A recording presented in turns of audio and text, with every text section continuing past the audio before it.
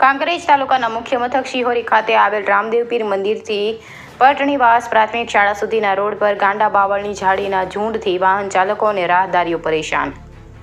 કાંકરેજ તાલુકાના મુખ્ય મથક શિહોરી અને આવેલ શ્રી રામદેવ પીર મંદિરથી પટણીવાસ પ્રાથમિક શાળા તરફ જતા રસ્તા પર ગાંડા બાવળની ઝાડીઓ બંને સાઈડ પર લચી પડેલ જોવા મળે છે। તેને કારણે રાહદારીઓને વાહન ચલાવવું મુશ્કેલ બની જાય છે। ત્યારે તંત્રના અધિકારીઓ દ્વારા આંખ આડા કાન કરીને જેમ અકસ્માત થવાની રાહ જોઈ રહ્યા હોય તેવું પટણીવાસ પ્રાથમિક શાળાના બાળકોના વાલીઓએ રોષ વ્યક્ત કર્યો હતો।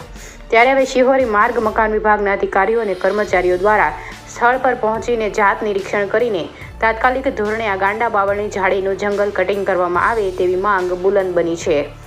જો કે અગાઉ પણ આ રોડ ઉપર અકસ્માત સર્જાયો હતો, જેમાં એક યુવાનનું મોત થયું હતું। જો કે હજુ સુધી શિહોરી માર્ગ અને મકાન વિભાગની બેદરકારી દાખવવા સામે અનેક પ્રકારના સવાલો ઊભા થયા છે। ત્યારે હવે શિહોરી પટણીવાસ ખેતરમાં રહેતા ડાભી ચંપુભા બળવંતસિંહ અને ડાભી મોહનભા જીવાજીએ મીડિયા સાથે વાત કરતા જણાવ્યું હતું કે તંત્ર દ્વારા આ અંગે ધ્યાન રાખીને જંગલ કટિંગ કરાવવામાં આવે તેવી આશા વ્યક્ત કરી હતી અને જો જંગલ કટિંગ કરાવવામાં નહીં આવે અને કોઈ અકસ્માત સર્જાયો તો જવાબદાર કોણ, એ પણ એક સવાલ છે।